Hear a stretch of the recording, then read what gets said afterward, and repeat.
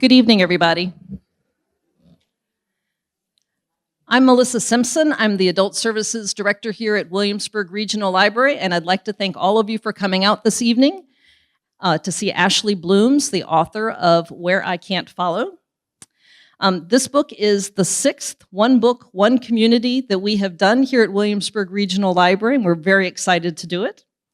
We chose Where I Can't Follow as this year's book because it shows the struggles of people who could be our neighbors. Ashley finds a balance between poverty and addiction and hope and tells Marin's story with beautiful language and imagery. We are so pleased that the book has had over 900 checkouts in both print and digital format. And I'd like to take a moment to thank the Friends of Williamsburg Regional Library for their generous support of this annual program. They provide the books. Thank you. And I'd also like to thank the College of William and Mary for helping promote this program to the community. The president of the Friends of Williamsburg Regional Library would like to have a few words. So, Randy, will you please come forward?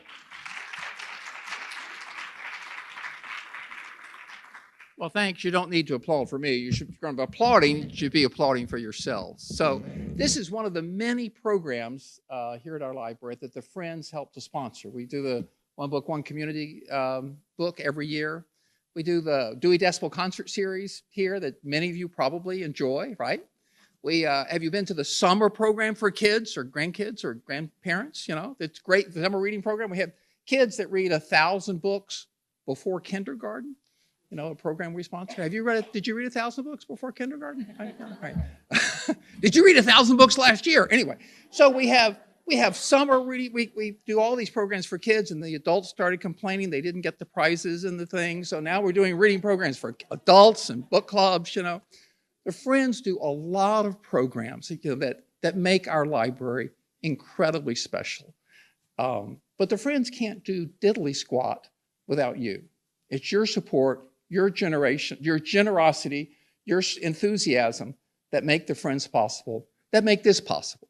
So I want to thank you very much for what you do for the library and for our whole community, for people here, for people that are visiting us, for grandparents and grandkids and visitors to Colonial Williamsburg and Busch Gardens. You help make this a welcoming community. And now you've probably read that the city's in the process, and the county too, maybe of building new library buildings. Yay! Yes, we are really excited about that. We've needed one this is a great place. It served the library for many years and community well, but we need a new building. And we're enthusiastic. The Friends are enthusiastic about it, and we hope you are too. If you have questions about the building or anything the Friends want to do, or if you'd like to give it a little extra money, talk to me or anybody with the library. So thank you. Thank you very much. Thanks,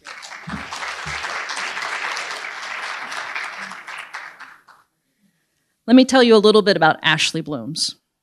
Ashley's work has been nominated for the Crooks Corner Book Prize, the Weatherford Award, and Judy Gaines Young Book Award, and they have been named a South Arts State Literary Fellow for Kentucky.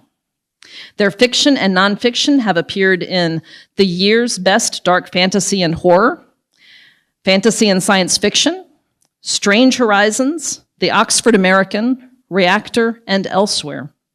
They received their MFA as a John and Renee Grisham Fellow at the University of Mississippi and have been awarded residencies and scholarships from the Kentucky Foundation for Women, Clarion Writers Workshop, Appalachian Writers Workshop, and others. In tonight's program, Reader's Advisory Librarian Andrew Smith will have a conversation with Ashley about the book and writing and whatever else they want to talk about. And there will be time for audience questions at the end. After the program, Ashley will be signing copies of their book in the gallery. Thank you very much for coming out. So we are doing Where I Can't Follow as part of our One Book, One Community program. What is your vision of community? Yeah, I think so much of what I think about community is influenced by growing up in Appalachia. There's such a strong sense of community there and of community care that I think I took it for granted while I lived there. And it's something that I've carried with me since I moved to graduate school and now back to Lexington. Community back home was just about looking out for each other. It was leaving, everyone had like a family garden. And so if you had extra, you would just drop it off on somebody's porch. And you wouldn't have to tell them about it or anything. It was just you thought of them and you wanted them to have something. If you knew that somebody's grandbaby needed something and your kid had outgrown their clothes, then you dropped by their house with a bunch of clothes. It was just this, where there was a need, there was someone who wanted to try to help fulfill it. And when you have that many people who are trying to help each other, those needs will get met. And so for me, it is just this sense of being thought of, being considered, knowing that you never have to do anything completely alone because there will always be someone who is willing to help, which is one of the things I love so much about home. Well, Marin had a really hard time accepting that. Yeah. Did you have models for her resilience or her self-reliance? Yeah, there are a lot of stubbornly self-reliant people back home as well. I personally would not know anything about that. It's not an issue that I have. Because I think that's one of the kind of downsides if you grow up in poverty is there is a lot of internalized shame. There's a lot of feeling as though you have to prove that you can, whatever that is, you can take care of yourself, you can find a way, you can make it, that you don't need help, because I think you so often find yourself in a place of needing help. And it's very difficult to feel like you are always in that position of asking or of needing. And so I think that was part of it for Marin, was this like reactive, almost like if you feel like you are struggling, then you're going to try to find ways to feel autonomous, to feel like I'm in control of this situation. And so for her, it was that way of being like, I don't need that, even if she did. And feeling like she could control the outcome of things and control the way that things went. So yeah, I think it was sort of a reaction to those feelings of helplessness that I don't think any of us often are very good at feeling helpless. I think it's a feeling that we'll do just about anything to avoid. And for her, it came out in this sort of hyper-independence, this hyper-competence. Okay. Well, I wanted you to read for us a passage from the book. I think that the one we talked about also shows her that sort of growing independence. So would you share that with us? Absolutely. So I'm just going to read the very first chapter. When I was little, my cousins and I used to pretend what it would be like when we got our little doors. Even then, we knew not all of us would get a door. Maybe none of us would. Most of our parents hadn't, and none of our parents had taken their door even if they had gotten one. Not yet, anyway. No one really knew how the doors worked, only that they showed up from time to time and seemed to appear to people who really needed them. The doors found the hurt, the lonely, the poorest, and the most desperate. They seemed to have the same taste in picking partners that I would develop when I grew up. No one knew where the doors led. They may have taken everyone to the same place, some pocket of some world where the sky was green and the grass tasted like peach knee-high. Or maybe they took them through time, shunted them forward, or dragged them back.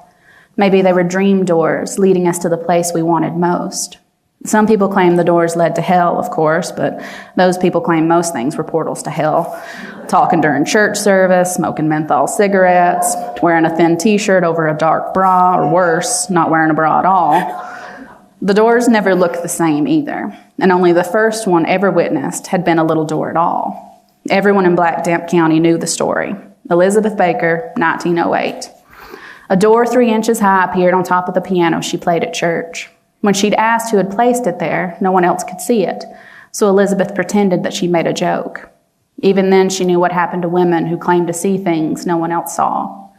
She'd gone through her door 2 weeks later, after she'd asked her father to baptize her for the second time, just in case it would help her wherever she was going. Since then, the doors had come in all shapes and sizes. A well that appeared in the center of Donna Gale's kitchen, a hole in Ida Ross's bedroom wall that slowly grew bigger and more ragged and warmer by the day. A ladder that stretched past Mr. Coleman's apple trees and into a low fog that never moved and never thinned. a length of rope that led between the trees in Tanya Ross's backyard and into the darkest darkness she had ever seen. My favorite doors had always been an empty teacup with a chip in its handle, a skeleton with the teeth still stuck inside its jaw, the mouth open just enough to show something glimmering inside, like light skipping across a pond, and a book lying open with big looping scrawl across its pages, like a child's handwriting when they were pretending to write a story. No matter what they looked like, every door after the first was called a little door.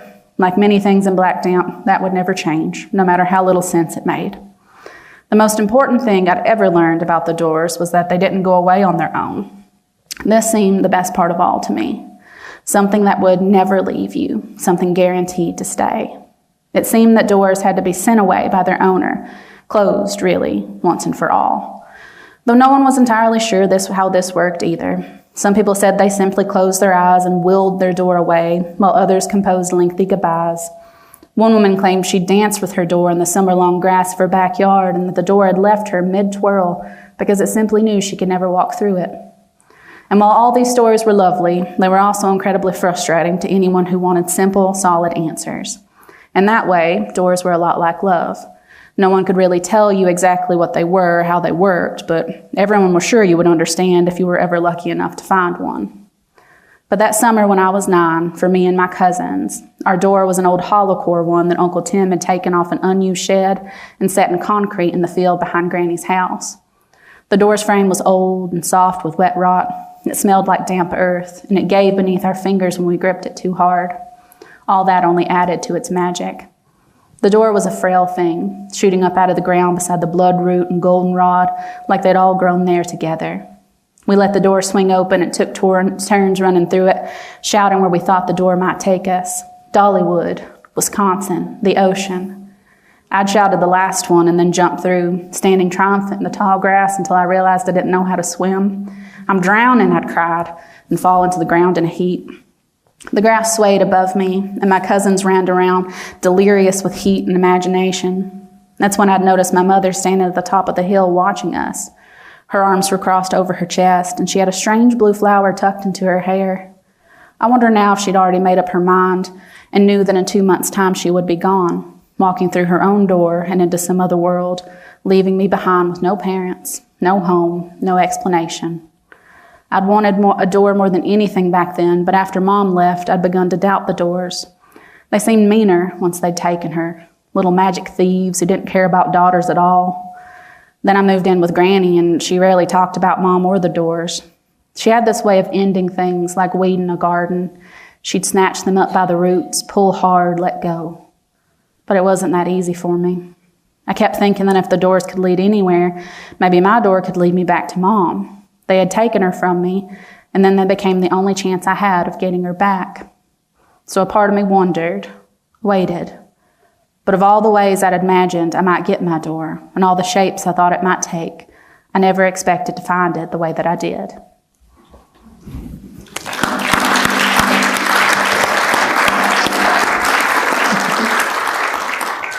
So you immerse the writer in the magic of the door right away, and then turn almost instantaneously into the troubles that Maren is facing.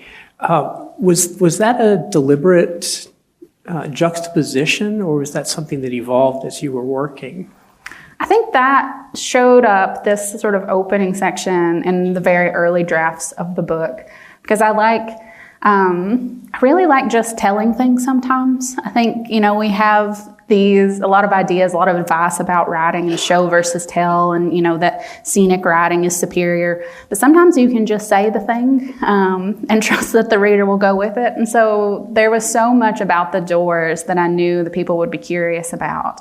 And they are such an important part, but they're also not the main focus. So I wanted to kind of load the reader with the history of the doors, make sure that they had everything that they needed, and then kind of go down from this sort of bigger space right down into this very personal, intimate space with Maren.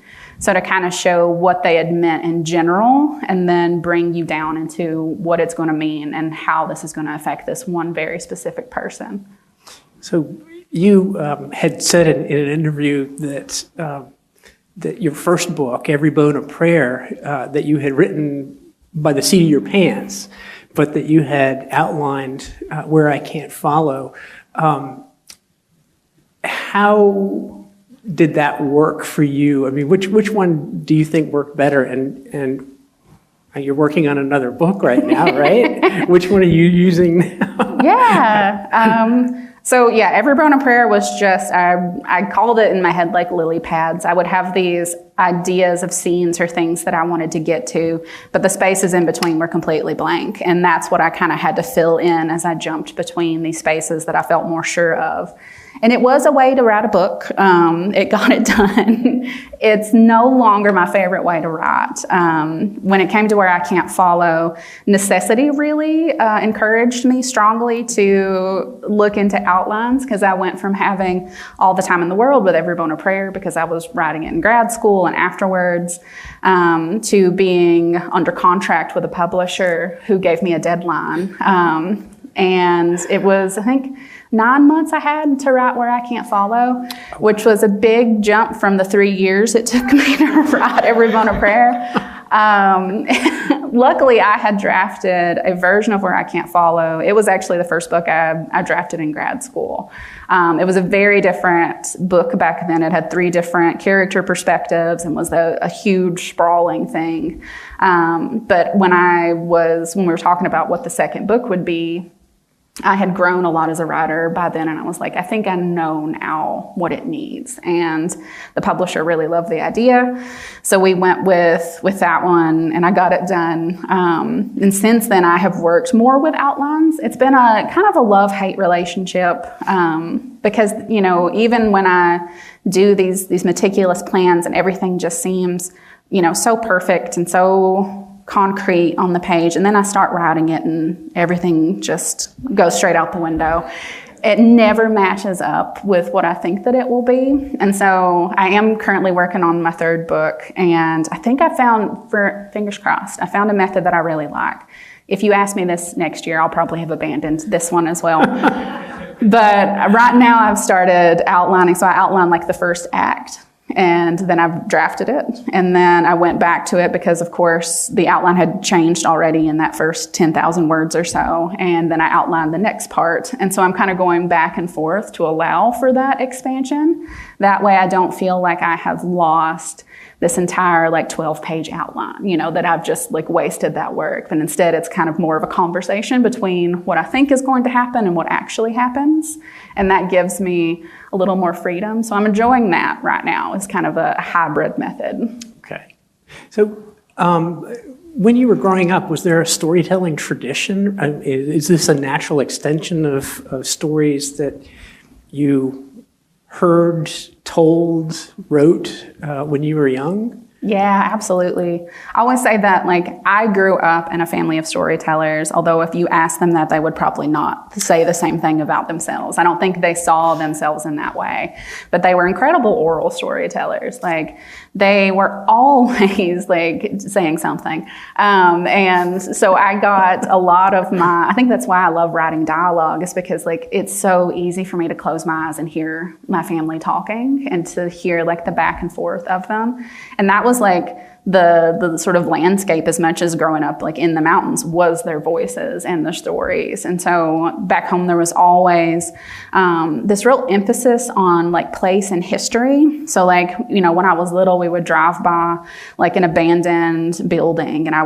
was very curious child, so I'd ask about it. And my mom would be able to tell me, well, that used to be, you know, the hardware store, and it was owned by this person, but then his son did this, and then, well, actually he was married to this woman, but then, and it was just this huge unfurling of every person who had ever lived there, every trauma they had ever experienced, every, like, this just little movie, you know, that played out in front of me. And it was that way for every plot of land that existed up and down Cutchin. And I loved that. And but there were also these gaps, either because my parents or my mom didn't want to tell me the truth, you know, it was something that she didn't want me to hear, or because it had simply been lost to time or to rumor. And so there were also all of these spaces where it felt like there was an answer, there was something there, and it was just waiting for someone to kind of connect it together. And I think that really got me interested in kind of understanding all of these pieces and the way that they fit. So yeah, I grew up hearing just countless stories about my family, my home, my community, and feeling so much a part of it too, like that I belonged within this place that felt like to me as a child it had always existed and always would, because it seemed to sort of stretch endlessly in either direction. And I loved being part of that, and I love writing into that now.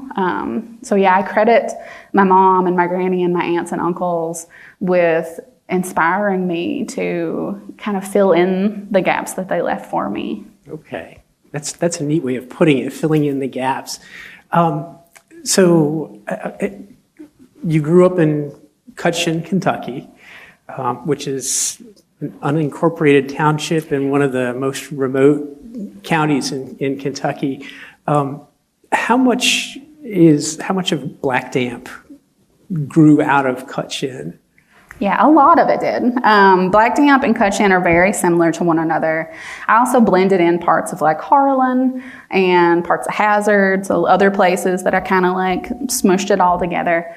But especially like the culture, the impact of the opioid crisis was very much tied to things that I witnessed on Cutchin. So yeah, the landscape, the people, the grocery store that Marin Works at is based on a grocery in Haddon, which was like the town near where I grew up, where the high school was that I went to high school. So lots of little places that I kind of picked and kind of fit together. But it was very much inspired by home. And how did Cutchin respond to your books? I've had such a loving response from back home, which was very important to me because I wrote so much for home. You know, like it's difficult because, you know, southeastern Kentucky it's a coal mining community, and we have such a long history with extractive industries who kind of came in and took what they wanted and left behind without really thinking about it. And it weighs so much on my heart to not be another extractive entity for my home, to not try to mine it for stories or for material and then not think about it, not care for it. So trying to write about my home with empathy and honesty and care and love and detail is so important, while also not wanting to kind of fall into stereotypes, but also wanting to write honestly about these subjects while always having in my head these other voices like from the outside. So it's a whole lot goes into that. And I thought so much about my mom and my sisters, and I wanted them to have a story that reflected their experience, because I think everyone deserves to see their experience reflected in books and in media. And so it meant so much to me to write my first 2 novels and to set them at home. And I worried like how it would be received, because you just never know. You know, when you put it out there, your intentions are only a small part of the picture. The impact is something that is so much bigger than that.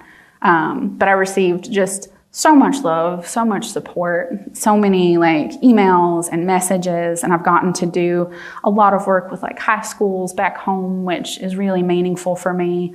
And to be able to I did like a little message series for different things for my like elementary school where I went to school.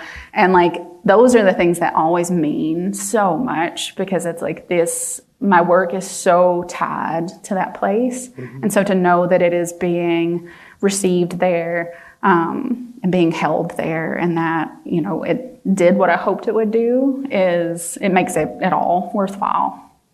And the children and the students that you talk to, are they surprised that somebody from Cutchin could be a published author? They are, yeah, which is really fun. It's nice because like I love to write from the time I was little. You know, I came out of a very storytelling family and went into school with that. And I had so many teachers who nurtured that with such care in me. I was incredibly lucky. You know, I grew up in really small school systems, but the teachers there were so completely dedicated to what they did. And so they would give me extra work, and they would give me extra prompts, and they would like see this like little light in me. And I feel like there was just so many people who did everything they could to just shield that and help it grow and to encourage it. And they made me feel like writing was special and books were special.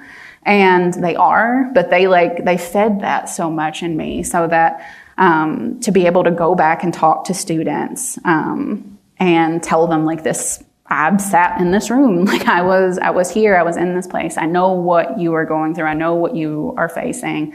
I know the challenges of living here.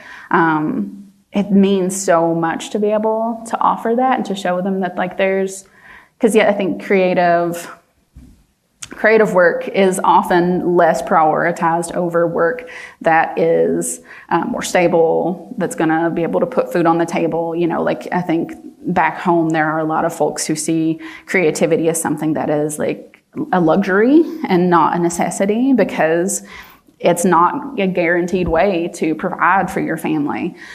So being able to be an example of like, you can pursue the arts, you can do this thing, and also your story matters, your life matters, what you are doing here matters, there's beauty here.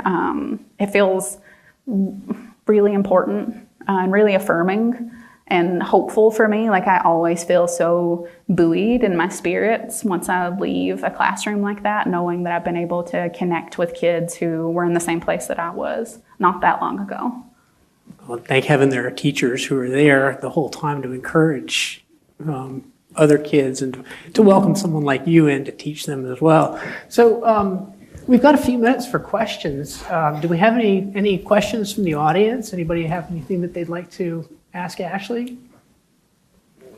Sir. I'm just curious, your success in locating a publisher. Can you share how you discovered the publisher and how you were successful at that? Sure, yeah. So before you do that, let's just repeat the question with the microphone. Can you just repeat just a little bit of that about how you were interested in finding out information about getting a publisher? Yes. Can you share with us how you located a publisher and accessed their information on how to approach and apply for their services?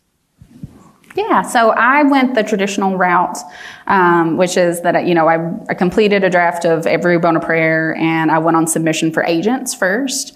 And so I don't remember what year it was. I think it was 2017 that I went out on submission for agents, or 2018, after graduate school, and I signed with my agent, I think it was 3 months later, which is a pretty short time period, especially now. I think publishing and agenting has shifted after COVID, so that the timelines are a little different now than they were whenever I was querying. So I queried for an agent first, and I signed with my agent, who I adore, Alexandra Levick at Writer's House, and she and I then worked on the book for another 7 or 8 months. Writer's House is known for being a very editorially hands-on house, so they really get in the weeds with you, which is what I wanted.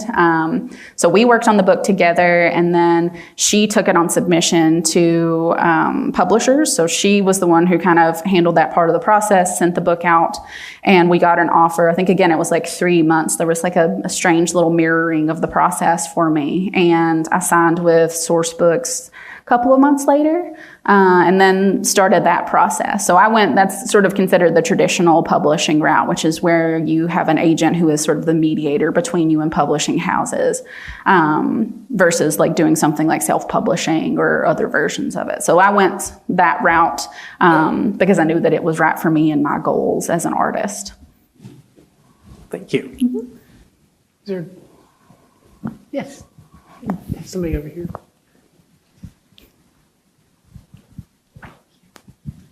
Thank you. Thank you for being here. I love your openness. I really appreciate that. I'd like you to talk about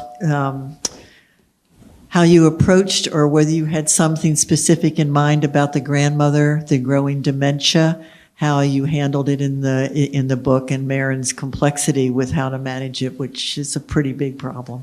Thank you. Yeah, thank you. Yeah, my grandmother dealt with dementia near the end of her life, and it was something that impacted our entire family. It was emotionally one of the most difficult things I think that we had gone through because, despite there being like a very strong kind of patriarchal culture in southeastern Kentucky, the households are very matriarchal often. Like women and grandmothers and mothers are the sort of spoke on every wheel. They are the center of the home and of families and of communities.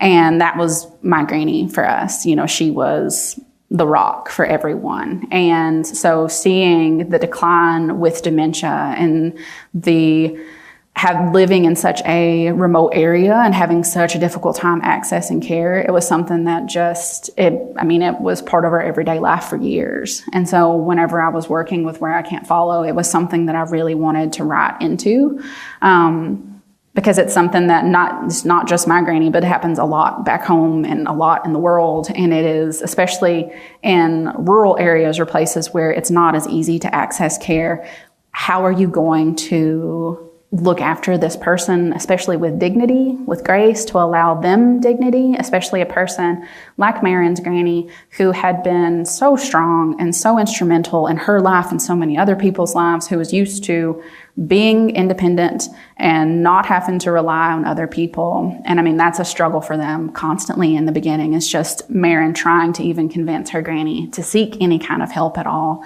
and not wanting her to feel helpless or small, but also getting so frustrated because she's like, you need help. And so just that tension, that back and forth, was something that I watched my mother go through and my family go through. And it was something that I wanted to write into. And then that feeling, I think that Marin talks about at one point, where Granny, is having this episode with dementia, and she is in a time and a place where Marin did not even exist. And that was, experiences that I had with my grandmother as well, where it was just so strange and such a lonely feeling to be in that space with someone, and yet to be decades apart from them, to be weirdly sharing with them a part of their life that you had never seen or known because you didn't even exist at that point, but to be there. And we had to learn how to navigate, like, what do you do in those moments? How do you help them come back to this place, to the here and now, without harming them? So all of those questions, all of those things, I really wanted to show that struggle in fiction, because it was something that impacted me so much and so many other families. So yeah, it was really important to me to try to show that with empathy and honesty. Back here in the middle, I guess. I'm sorry, wait for the microphone if you don't mind. Thanks. So in your finding and learning about the dementia, what other resources obviously you have your own personal experience, but in terms of learning, how did you kind of enter her reality and meet her where she was? Kind of the tricks of dealing with patients at, those end stages. Did you seek any professional assistance or guidance as to what to put into the book? I did reading, mostly research, because I wanted to, not just solely base it on my experience, because our experience is so limited and so narrow, and the experience of dementia is so much broader and more complex, and how it shows up is going to be different for every person. So I did a lot of reading and research, just as we did when it came to kind of how to care for a granny, especially in terms of what are we supposed to do, because we had very few resources back home for how to care for someone with dementia. So I did a lot of reading for that. And I was also, because I'm writing from Marin's perspective, I have that kind of limitation of working with what it is to be an observer of it rather than an experience of it, which was also important to me because that is not something that I've experienced. I've only felt it as a grandchild, as someone sort of on the outside. So it was wanting to try to show Granny, Marin's granny, as the complex, full person that she was. Because that also shows just the tragedy of her losing parts of herself and of the people around her losing those parts of herself, but also that she is still a self. She is still a whole human being. And the struggle to, again, like allow that autonomy, that choice, like that's a theme that comes up over and over again in the book, is like, who gets to choose? How do you make those choices? Especially like within community, within family, how do you take, go from being an individual who gets to make those decisions for yourself and suddenly your care is a communal issue. Your health, your life, what happens to it is a shared decision, which is very difficult, I think, for everyone involved. And I think I really wanted to explore, too, the different ways that people respond to that, because there are some people who their instinct is to just kind of swoop in and take over and be like, this is how it's going to go, this is how it's going to be.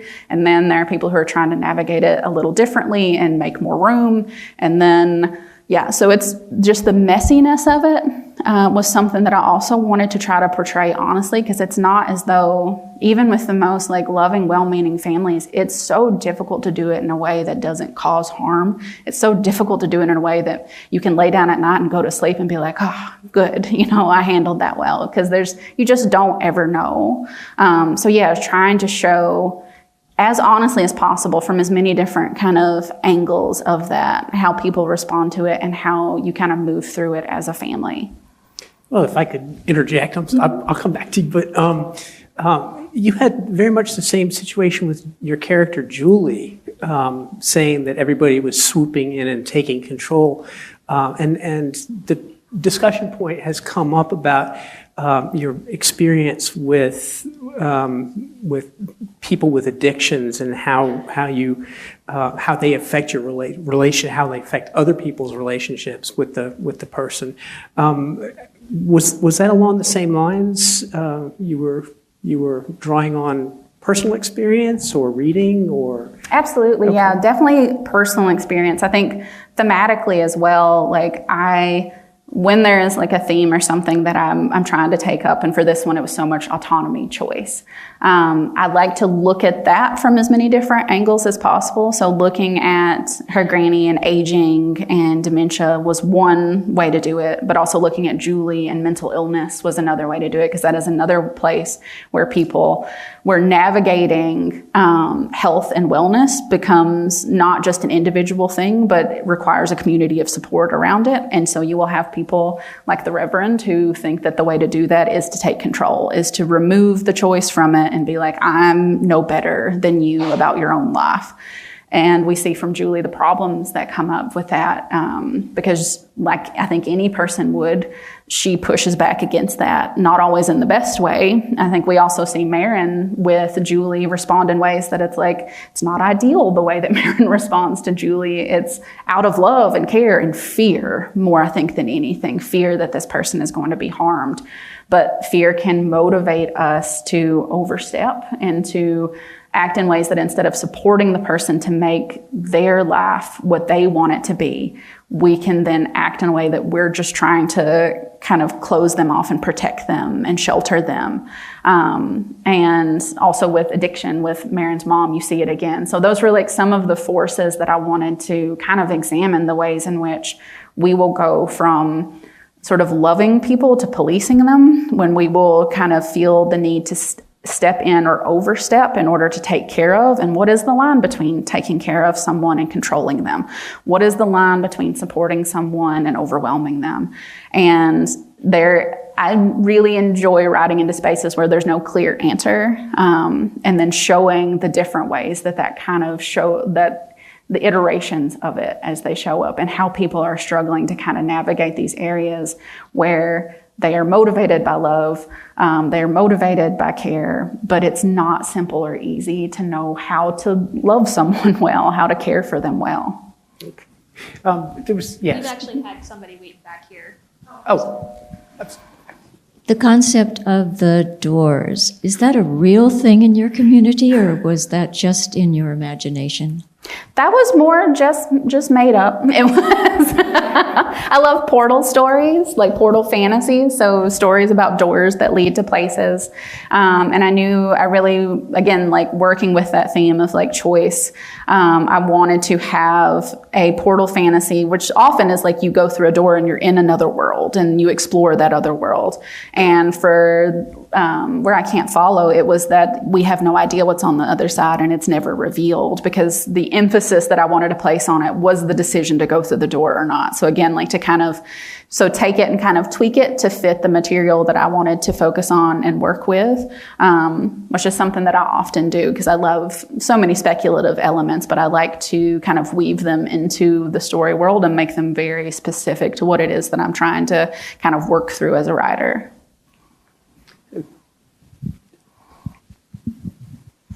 First of all, thank you so much for being here. I am an avid reader, and to meet an author or see an author is incredibly, it's a great opportunity, so thank you. When I came into the library and saw the title of your book, it just stood out. And of course, the doors drew you in immediately. But my question is, the opioid crisis is so devastating to those areas. I personally have had 2 children die from the opioids, and I think the thing that really touched my heart was how you wrote Maren into the issue where, how do I help my grandmother? I don't have any other options, and so I'm going to do this to take care of her, and how difficult that must have been. I think that was a wonderful way that you did that. And how did you come to, give her that choice? What do I do to take care of my grandmother? It was a truly heartwarming. Thank you so much. Thank you, and I'm so sorry for your loss. So both of my parents were addicts, and so I was intimately acquainted with this subject. And then watching the opioid crisis, I mean, my dad was a coal miner who was part of the many, many people who were prescribed OxyContin. And so watching that move through the community, and then like just the wave after wave of kind of how it shifted over time. And I was motivated very strongly in some ways by frustration and anger, especially at how addiction can be portrayed. There are a lot of stories out there that it felt to me like the addiction, but also like selling drugs, using drugs, that was sensationalized, that it became sort of something that was larger than life. And for me, back home, what I saw over and over and over again is that a lot of people turned to using opioids because they had been working jobs that had worn their bodies down. In the case of like coal miners, I mean, they would go be prescribed this drug that would alleviate the pain but not deal with what was actually happening. They would go back to work, they would break down their bodies even further, and they would be left in excruciating pain with very few, if any, options at all.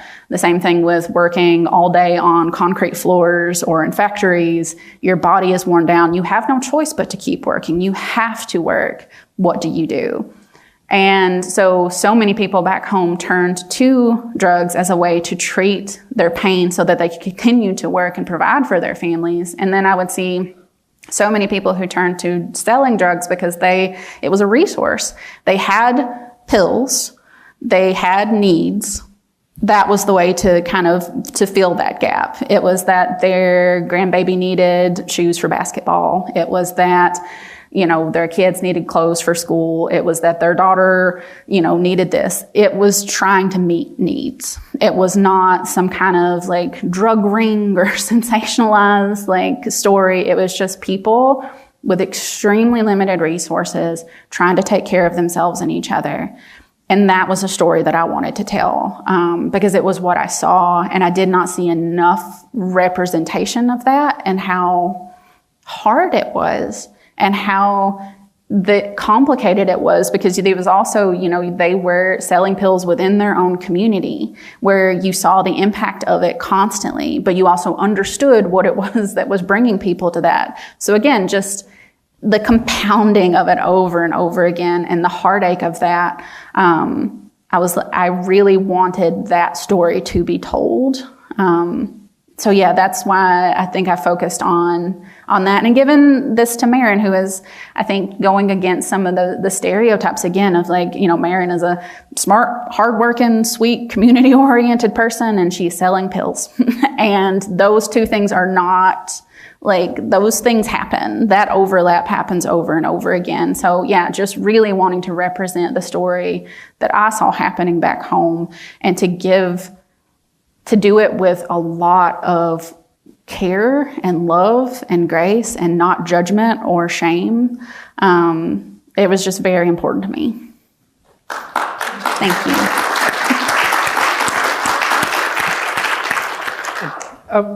Well, let's see. We have another question here. I was glad to hear that your elementary school and high school teachers supported your writing. But what about when you entered an MFA program? Did you find good writing prompts and good feedback from your professors? Or was that, as I think sometimes it can unfortunately be, a career-killing experience to trust yourself to academics? Yeah, that's very true. I've watched that happen many times, which is very difficult. It was a mixed bag. So there were experiences that I got in graduate school that I would not trade for anything. I got to work with Kiese Lehman, who is just an absolutely incredible writer. If you've not read his work, I would highly recommend it.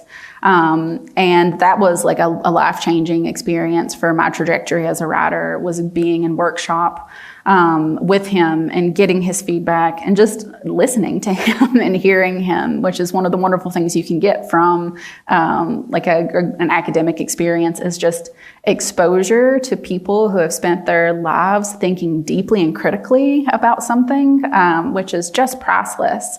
I also got so much from my cohort and the cohorts that came after me. So the people that I was in workshop with, the fellow students, I learned so much from working with them. It was definitely at times, so I was writing the same kind of things that I'm still writing. So it's has speculative elements in it. And it was a very literary leaning program. So I think the very first workshop that I ever had, the very first story I ever turned in, it was why does it need this speculative thing? And I kind of like it. But that was immediate, right out of the gate. And looking back, I don't want that to have been the experience that I had. I'd rather have just gotten love and support immediately. But it did definitely teach me to kind of lean back on those values I'd learned at home, which is just to, stand my ground and know what I believe in and know what I'm about, and to not let anything kind of shift that, especially the core values at the heart of my work. So I also, I had to learn how to stand up for that and how to ignore the advice that was not made for me. But yeah, it was definitely good and bad mixed together. I'm grateful for a lot of the experience, and more than anything for the time that it gave me, because, I grew up in generational poverty, and I was able to have the fellowship there, which allowed me to just write and not have to TA or do anything like that. And it gave me what I needed the most, which was just the opportunity to write what I had within me. And I don't think I could have gotten that anywhere else other than at an MFA program with that kind of funding. Because back home, I would have been working full time and trying to get by and dealing with, my mother's addiction and all of these other things. So it gave me, more than anything, an opportunity to focus really for the first time in my life on my work and solely on my work, which was priceless. So I think there was one question here in the middle. So Yeah. Where did the title evolve from? The title was late. I can't even remember what it was. I may have just called it Little Doors to begin with, because I was like, I have no idea. I struggled a lot with titles. I've gotten a lot better at it.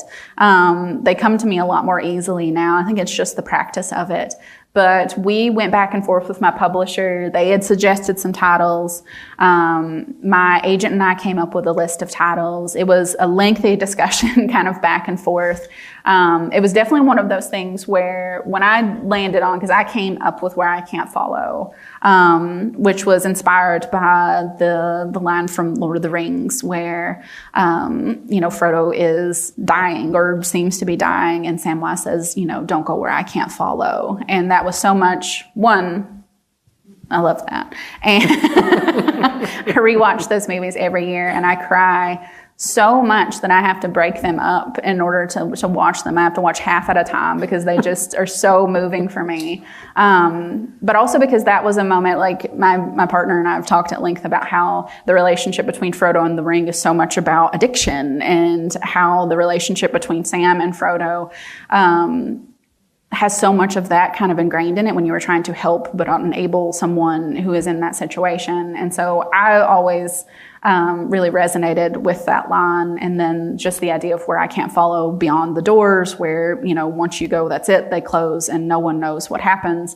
So I was really attached to that one. It ended up being one of those things where, when you are publishing there, you get like so many hills to die on. You get so many times to be like, this is it. And that the title was one of those moments where I was like, I need to like pull that card out and be like, this, we got to push for this. And so we did. And I think it ended up working out pretty well.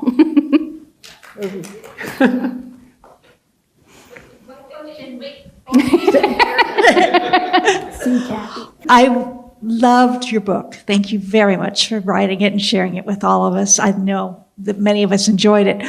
I loved the door imagery and going through the doors. My friends that I have shared the book with got stuck with the blue flowers. Can you explain your imagery with the blue flowers? I saw it as being pulled towards the door with the flowers, but that was just my interpretation. How did you see it?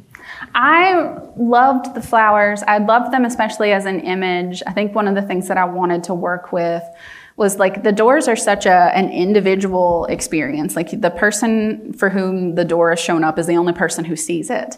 They're the only person who experiences it. And for Marin, the door starts to kind of manifest these flowers that poke up everywhere, like through like the gear shift in her car, through the boards and the floor of her home. They surround her to the point where there are different times where she is moving around them and trying to like not step on them while Julie is watching and is just like, what are you doing? Because for Julie, all she sees is like the kitchen, and that for me, I really wanted to write into this space of like what trauma does. So you are often the only person who is being impacted by these memories, these echoes, to the point where it is shaping the way that you move through the world. It shapes the way that you do everything, but you are the only one who can see that. And Marin was the only person who was still struggling so much under the weight of her mother taking her door, feeling abandoned, feeling left behind. So much so that it literally inhibited her ability to just live her life. And the doors were sort of that pressure, or the flowers were the pressure that her door put on her. Because, that's part of sort of the lore, is that the doors are not going to stick around forever. They're going to try to encourage you to make a decision. And their encouragement is often a little creepy or a little much. And so Marin's door was encouraging her, saying like, you've got to make a choice. And I wanted to have that opportunity to sort of echo her mother and echo this feeling of like how until you process something, until you've integrated it, until you have kind of moved through the pain of whatever is haunting you, it is going to keep haunting you. And Marin actually had this environmental pressure on her to do that work that she needed to do. I think we'll have one more back here. Hi. I'd love to know what your little door would look like. I like to think, so I have this very close relationship. The star is not aware of it, but I am aware of it. So this star, one of the star called Betelgeuse, which is like this red giant star that I watched a documentary about ages ago in my early 20s. During a time when I felt extremely isolated and alone, where I was dealing with suicidal ideation, where I was just having a very hard time. And I watched this documentary that talked about Betelgeuse and the life cycle of giant stars, and the ways in which they go through these periods of kind of compression, where they are making different elements within the core of them, and then expansion, where they are growing. And I felt so much kinship with that idea, and especially that, eventually the elements that they make become so heavy that is what creates the collapse. But without them, those elements would not exist in our world. And so their death is this incredible act of creation. And I just felt so inspired and connected at this point in my life where I was, again, very isolated to this star. So I like to think that Betelgeuse would be my little door, that it would be my chance to kind of carry it around, which is in part why I was inspired to have Marin's kind of black hole-ish door. So yeah, that's what I like to think.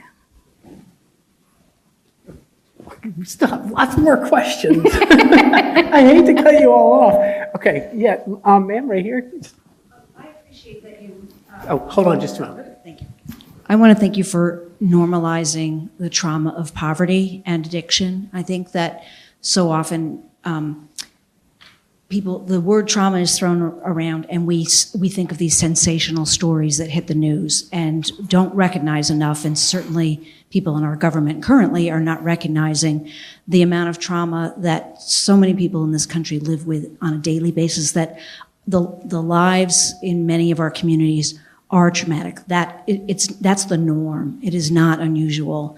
And I have great fear for our future if we don't recognize that. And the research shows if we take care of our children, then our world would be a very different place. So I appreciate that you addressed all those from making it normal.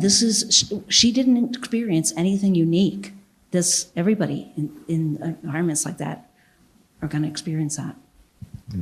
Absolutely, thank you. Yeah, it was very important to kind of show how difficult it is that poverty is traumatizing, that just the experience of it, just living within it is enough. We have one question back here, and then, ma'am, you'll be last. So make it a good one. No pressure.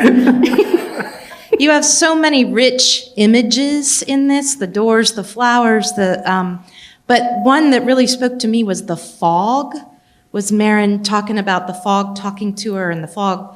And I mean, for me, it seemed like depression or trauma, but I wondered what that image, it's a very rich image to play with, what that meant for you.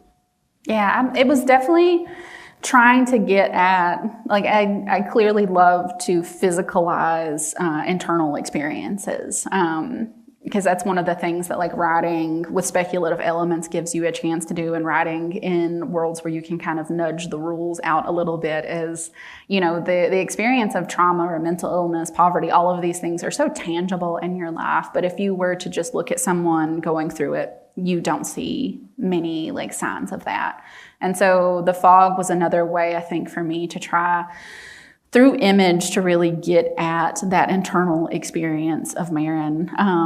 I think it is dealing with the depression, with this, again, the helplessness, this feeling of this loss of control, dealing with dissociation, dealing with these things that separate her from herself in a way that is meant to protect, but that ultimately makes it harder for her to function. Which is what so many of the kind of internal coping mechanisms, internal responses that we have to trauma, they are there to help us get through, to survive these experiences, but they often disconnect us from ourselves. They often remove us from our feelings, our senses, from all of this, which is the point for them, but it makes it really difficult to make good decisions when that is something that you're going through. It makes it difficult to feel close to people, to trust people, to do all of these things that Marin very much needs to do and is trying to do. And for the fog, it's not just the external forces, because there's so many external factors that Marin is up against. It's also the internal. And so this was also a struggle that even if you removed everything else, like she still has this battle going on where she has to negotiate even within herself in order to reach toward the things that she wants. So I really wanted to get at that it's not just what's outside of her, it was what was within her. It worked. Great.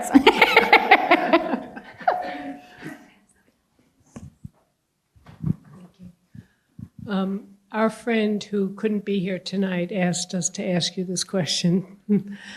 Her thought about the door and more specifically, I think the flowers, were that they were a representation of Marin's mother reaching out to her and her mother trying to be supportive or guide her. Would you comment on that? Is that what you had in mind? I love that idea. I definitely would not negate that in any way. I also think it could have been Marin's desire for her mother and for her mother's guidance and for her mother's care. Because I think Marin struggled so hard with not feeling chosen.